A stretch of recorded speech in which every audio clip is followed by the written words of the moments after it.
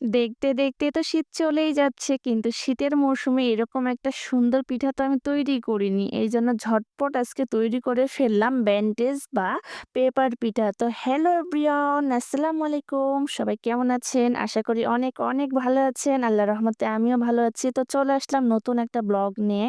তো আজকে আমি তৈরি করে দেখাবো একদম ইউনিক এবং অনেক সুন্দর একটা পিঠার রেসিপি। পিঠাটি তৈরির জন্য ১ম এই আমি আতপ চাল নিয়েছি আমার পরিমাণ মতো। আপনাদের পছন্দ মতো নিবেন, কম বা বেশি নিয়ে আমি এটা ভালোভাবে পরিষ্কার করে প্রায় ২ থেকে ৩ ঘন্টা ভিজে রেখেছিলাম। এতে আতপ চালটা অনেক বেশি নরম হবে এবং খুব সহজে ভেঙে যাবে। এই কাজটা আপনারা শিলপাটায় বেটে করতে পারেন। তো আমি ব্লেন্ডার জারে একদম মিহি পেস্ট করে নিচ্ছি। তাহলে দ্রুত হয়ে যাবে। এইজন্য আর পিঠাটি আপনারা ১০ থেকে ১৫ মিনিটের মধ্যে বানিয়ে নিতে পারেন। এত বেশি সহজ এবং খেতে অনেক বেশি মজার। ঝটপট বানিয়ে নিতে পারেন। তো এই তো আমি মিহি পেস্ট করে নিয়ে একটা বোলের মধ্যে ঢেলে নিয়েছি। এই তো একটা হ্যান্ড উইচের সাহায্যে আমি খুব ভালোভাবে ফেটিয়ে নিব। এই পর্যায়ে অল্প, অল্প করে কুসুম গরম পানি দিবেন। পানিটা একবারে দেওয়ার প্রয়োজন নেই। অল্প করে দিবেন এবং হ্যান্ড উইচের সাহায্যে খুব ভালোভাবে ফেটাবেন।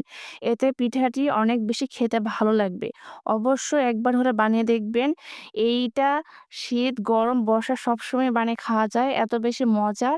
তো এই পর্যায়ে আমি সামান্য একটু দিয়েছি বেকিং পাউডার। বেকিং পাউডারটা আপনারা চাইলে স্কিপও করতে পারেন। তারপর আমি আবারও খুব ভালোভাবে মিক্সড করে নিব। মিক্সড করার পর এই তো আমার ঘনত্বটা এরকম হয়েছে। একদম পাতলাও হবে না, একদম ঘনও হবে না। তারপর চলে যাব পরবর্তী স্টেপে। এখানে একটা ননস্টিক প্যান নিয়েছি চুলার মধ্যে। তারপর এখানে টিস্যুর সাহায্যে অল্প একটু তেল আমি ব্রাশ করে নিলাম। তারপর হালকা গরম থাকা অবস্থায় এখানে একটা ব্রাশের সাহায্যে আমি ব্যাটারটা এভাবে দিচ্ছি। এটা দেখে বুঝতে হবে। এই কাজটা আপনারা টিস্যু অথবা সুতি কাপড়ের সাহায্যে করতে পারেন। তো আমি খুব তাড়াতাড়ি দেখানোর জন্য খুব সহজ পদ্ধতিতে ব্রাশের সাহায্যে দেখাচ্ছি। আর এই ব্রাশ আমাদের ছোট বড় সবার বাসায়ই থাকে। এই ব্রাশটা আমি এভাবে ৪ কোণ করে দিয়ে ছড়িয়ে দিয়েছি। তারপর মাঝের অংশে নারিকেলের পুর তৈরি করে রেখেছিলাম, সেই নারিকেলের পুরটা দিচ্ছি। আর নারিকেলের পুর এখানে আপনারা মিষ্টি দিয়ে একটু দুধ দিয়ে ভালোভাবে মেল্ট হয়ে আসলে এই পুরটা তৈরি হয়ে যাবে।